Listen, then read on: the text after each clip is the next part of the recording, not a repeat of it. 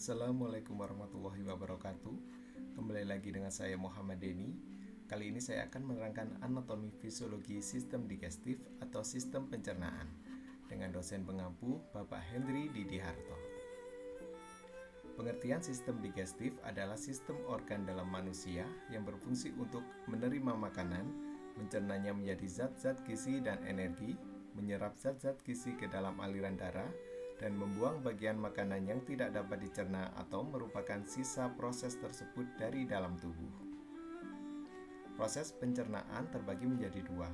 Satu, pencernaan mekanis atau fisik, merupakan proses perubahan molekul makanan yang besar menjadi kecil-kecil, misalnya penghancuran makanan dengan gigi atau dengan otot lambung. Dua, pencernaan kimiawi, merupakan proses perubahan molekul-molekul bahan organik yang ada dalam bahan makanan dari bentuk yang kompleks menjadi molekul yang lebih sederhana dengan bantuan enzim. Organ saluran pencernaan terbagi menjadi beberapa bagian. Ada mulut atau oris, tenggorokan atau faring, kerongkongan atau esofagus, lambung atau ventriculus, usus halus atau intestinum minor, usus besar intestinum mayor, rektum, dan anus. Adapun organ pencernaan tambahan yaitu gigi, lidah, kelenjar ludah, kandung empedu, hati, dan pankreas. Bagian rongga mulut terbagi menjadi dua, bagian luar dan bagian dalam. Bagian luar yang sempit atau vestibula yang terdiri dari ruang antara gusi, gigi, bibir, dan pipi.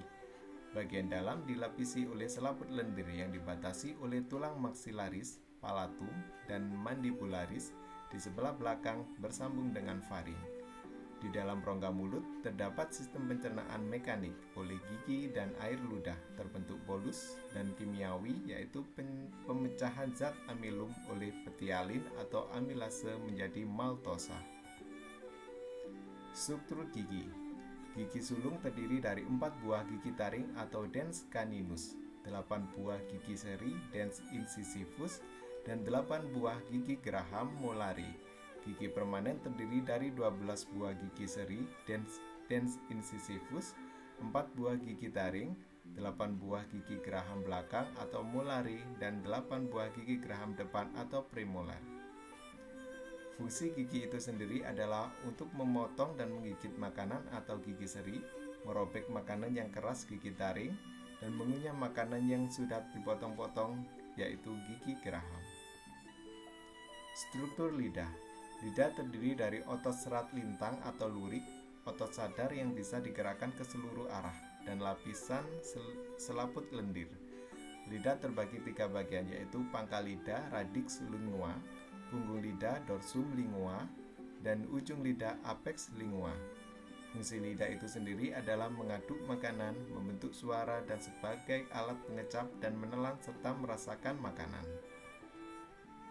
Kelenjar ludah.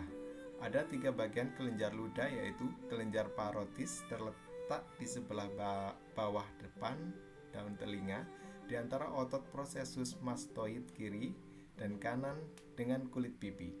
Kelenjar sublingualis terletak di bagian lidah. Kelenjar submandibularis terletak lebih ke belakang dan ke samping dari kelenjar sublingual. Struktur dan fungsi kelenjar ludah diantaranya, semua kelenjar ludah menghasilkan air ludah atau saliva untuk membasahi rongga mulut dan makanan. Kira-kira 1600 cc saliva disekresikan setiap hari. Lebih 99% saliva terdiri dari air, sisanya terdiri dari garam, ures, lendir, bikarbonat, lisozim atau enzim penghancur bakteri, dan amilase atau petialin yang dapat merangsang pengeluaran saliva. Saliva adalah rangsangan parasimpatis. Adanya makanan di rongga mulut membawi, melihat, dan memikirkan makanan, suara memasak. Faring. Faring merupakan organ yang menghubungkan rongga mulut dengan kerongkongan atau esofagus yang panjangnya sekitar 7 cm. Ada 3 bagian faring, yaitu nasofaring, bagian superior, bagian yang sama tinggi dengan hidung. Orofaring, bagian media, bagian sama tinggi dengan mulut, terdapat amandel atau tonsil di dinding lateral orofaring. Laryngofaring, bagian inferior, bagian sama tinggi dengan laring. Esofagus, esofagus dari mulut, makanan menuju esofagus atau kerongkongan. Kerongkongan berupa tabung otot yang panjangnya sekitar 25 cm. Terdapat dari sepertiga otot lurik dan 2/3 otot polos. Oleh karena ototnya tersusun secara memanjang dan melingkar, maka jika terjadi kontraksi secara bergantian, akan terjadi gerakan peristaltik atau makanan terdorong menuju lambung. Sekarang lambung atau gaster. Lambung merupakan organ otot berongga yang besar, letaknya di bawah diafragma di depan pankreas dan limpa, akad sebelah kiri. Kapasitas lambung sekitar 1-2 liter. Lapisan lambung dari dalam keluar meliputi selaput lendir. Pada keadaan kosong berlipat-lipat disebut juga rugae. Lapisan otot sirkuler atau musculus auricularis. Lapisan otot miring atau musculus obliqua. Lapisan otot memanjang atau musculus longitudinal. Lapisan jaringan ikat atau serosa. Bagian gaster atau lambung terdiri dari fundus, bagiannya menonjol ke atas, corpus, bagian badan, antrum pylorus, membentuk sphincter pylorus, curvatura minor di sisi kanan lambung, curvatura mayor di sisi kiri lambung lebih panjang dari curvatura minor, dan osteum cardiac. Fungsi gaster atau lambung adalah motoris, yaitu menampung makanan, menghancurkan dan menghaluskan makanan oleh peristaltik lambung dan getah lambung. Sekresi enzim pencernaan terdiri dari enzim pepsin, memecah protein ke asam amino atau albumin dan pepton. Enzim renin membentuk protein susu atau kasein. HCl mengasamkan makanan, desinfektan dan merangsang keluarnya hormon sekretin dari pankreas, mengaktifkan pepsinogen menjadi pepsin. Sekresi faktor intrinsik yaitu vitamin B12 berfungsi dalam pembentukan eritrosit. Sekresi mukus berfungsi melindungi sel-sel lambung dari kerusakan oleh HCl. Sekarang menuju usus halus. Usus halus atau intestinum minor merupakan bagian yang berpangkal pada pylorus yang panjangnya sekitar 6 meter dan merupakan saluran yang paling panjang. Fungsi usus halus yaitu menerima zat-zat makanan yang sudah dicerna untuk diserap melalui kapiler darah dan saluran limfa, menyerap protein dalam bentuk asam amino, karbohidrat diserap dalam bentuk monosakarida. Pada mukosa usus halus terdapat kelenjar yang menghasilkan getah usus yang menyempurnakan makanan, yang terdiri dari enterokinase, berfungsi mengaktifkan enzim proteolitik dari getah pankreas. Eripsin berfungsi menyempurnakan pencernaan protein menjadi asam amino. Laktase berfungsi mengubah laktosa menjadi monosakarida. Maltose berfungsi mengubah maltose menjadi monosakarida, dan sukrose berfungsi mengubah sukrosa menjadi monosakarida. Bagian-bagian usus halus ada 3, 1 duodenum atau usus 12 jari, 2 jejunum, dan 3 ileum. Duodenum adalah usus 12 jari yang panjangnya sekitar 25 cm. Di duodenum bermuara 2 saluran, yaitu saluran getah pankreas dan saluran getah empedu, di mana getah keduanya dikeluarkan ke duodenum. Getah empedu berfungsi mengemulsikan lemak dengan bantuan lipase.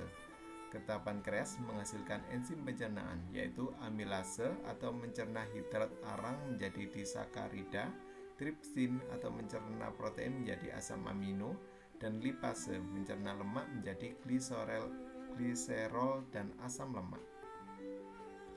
Jejunum adalah usus kosong yang panjangnya sekitar 2-3 meter. Merupakan kelenjar usus yang menghasilkan enzim pencernaan seperti yang dihasilkan pankreas. Ileum merupakan usus penyerapan yang panjangnya sekitar 4-5 meter. Di ileum, makanan akan diserap oleh jonjot usus, asam amino dan glikosa, vitamin, mineral akan diangkut oleh kapiler darah, sedang asam lemak dan gliserol akan diangkut oleh pembuluh limfa. Sekarang usus besar atau kolon. Usus besar atau kolon dilapisi oleh membran mukosa tanpa lipatan kecuali pada bagian rektum. Fungsi utamanya adalah mengabsorpsi air, membentuk massa feses, dan membentuk lendir untuk melumasi permukaan mukosa. Dalam usus besar terdapat bakteri yaitu E. coli yang hidup pada makanan yang tidak dapat dicerna oleh makanan, misalnya selulosa, dan menghasilkan vitamin K dan biotin. Kedua produk yang disintesis E. coli tersebut diserap masuk ke dalam tubuh melalui dinding kolon. Rektum. Rektum merupakan sebuah ruang yang berawal dari ujung usus besar atau setelah kolon sigmoid dan berakhir di anus. Organ ini berfungsi sebagai tempat penyimpanan sementara feses. Biasanya rektum ini kosong karena tinja disimpan di tempat yang lebih tinggi, yaitu kolon descendens. Jika kolon descendens penuh dan tinja masuk ke dalam rektum, akan timbul keinginan untuk buang air besar atau BAB. Anus. Anus merupakan lubang di ujung saluran pencernaan, di mana bahan limbah keluar dari tubuh. Sebagian anus terbentuk dari permukaan tubuh atau kulit, dan sebagian lainnya dari usus. Pembukaan dan penutupan anus diatur oleh otot sphincter. Feses dibuang dari tubuh melalui proses defekasi atau BAB yang merupakan fungsi utama anus. Hati letaknya di bagian atas rongga abdomen, di sebelah kanan bawah diafragma dengan berat sekitar 1,5 kg. Fungsi hati adalah mengatur distribusi makanan, mengubah glukosa menjadi glikogen, mengatur protein darah, menyaring bakteri dan zat toksik, menghancurkan eritrosit yang mati, mengubah provitamin A menjadi vitamin A, membuat empedu, mengubah NH3 menjadi ureum. Kandung empedu, sebuah kandung yang berbentuk terong, merupakan membran berotot, letaknya di dalam lobus di sebelah permukaan bawah hati. Panjangnya sekitar 8-12 cm. Getah empedu yaitu suatu cairan yang disekresi setiap hari oleh sel hati yang memproduksi 500-1000 cc akan meningkat sewaktu mencerna lemak. Pankreas, letaknya di belakang lambung, panjangnya sekitar 15 cm, lebar 5 cm, berat rata-rata 60-90 gram, strukturnya mirip kelenjar ludah, bagian-bagiannya meliputi kaput, korpus, dan ekor. Hasil sekresi pankreas yaitu hormon insulin yang dihasilkan dari pulau Langerhans. Getah pankreas yang mengandung amilase akan merubah amilum menjadi maltosa, lipase lemak menjadi asam lemak, NAHCO3 atau basa, dan trisinogen atau enterokinase tripsin protein menjadi asam amino. Proses pencernaan secara singkat, proses pencernaan di dalam tubuh. Proses pencernaan dimulai dari mengunyah di dalam mulut. Makanan dipotong-potong dan dikunyah oleh gigi menjadi bagian-bagian kecil yang lebih mudah dicerna. Ludah akan membungkus bagian dari makanan tersebut dengan enzim-enzim pencernaan dan mulai mencernanya menjadi bolus. Kemudian makanan didorong melalui kerongkongan, bukan oleh gaya tarik bumi, tetapi oleh gelombang kontraksi dan relaksasi otot ritmik yang disebut dengan peristaltik. Seluruh proses terjadi dalam 2 detik. Proses makanan di lambung memerlukan sekitar 15-20 detik untuk proses pencampuran. Setelah itu terjadi kimus atau sudah bercampurnya dengan cairan lambung. Jika terjadi kontraksi lapar, itu artinya lambung dalam keadaan kosong setelah beberapa jam. Proses pengosongan lambung terjadi karena peristaltik yang kuat, yaitu kontraksi tonik sphincter pylorus. Setelah di lambung, makanan akan bergerak ke usus halus dan kolon. Pergerakan lambat saat mencampur dan mendorong sekitar 8-15 jam untuk mendorong kimus dari katup ileosekal untuk sampai ke kolon transversum. Pergerakan ini akan dipermudah refleks gastrokolik dan duodenokolik. Setelah itu, Hausstrahl-Kurning, yaitu gerakan mencampur kime untuk membantu mengabsorpsi air. 2,5 liter air diabsorpsi dalam 24 jam berlangsung selama 5 menit. Kemudian terjadi kolon peristaltik, yaitu gelombang mencampur yang lambat oleh otot longitudinal dan otot sirkuler mendorong kime ke kolon. Setelah proses di dalam kolon akan terjadi sekresi saluran cerna, yaitu mengeliminasi sampai produk pencernaan dengan hasil feses. Feses akan didefekasi, yaitu keluarnya feses dari rektum dan anus. Berikut adalah sistem kelenjar pencernaan. Ada organ kelenjar ludah, enzimnya amilase atau petialin mengubah tepung menjadi disakarida atau maltosa. Ada lambung, enzimnya renin dan pepsin mengubah susu dan protein menjadi gumpalan kasein pepton peotosa. Pankreas mempunyai enzim amilase, tripsin, lipase, nuklease mengubah tepung, protein, lemak, asam nukleat menjadi asam amino, asam lemak, gliserol, gula, dan basa nitrogen. Usus halus mempunyai enzim maltase, laktase, sakarase, eripsin mengubah maltosa, laktosa, sakarosa, pepton menjadi glukosa, galaktosa, fruktosa, asam amino. Kemudian hati mempunyai enzim pembentuk empedu, mengubah asam lemak dan menghasilkan emulsin lemak. Berikut adalah gambaran sistem pencernaan.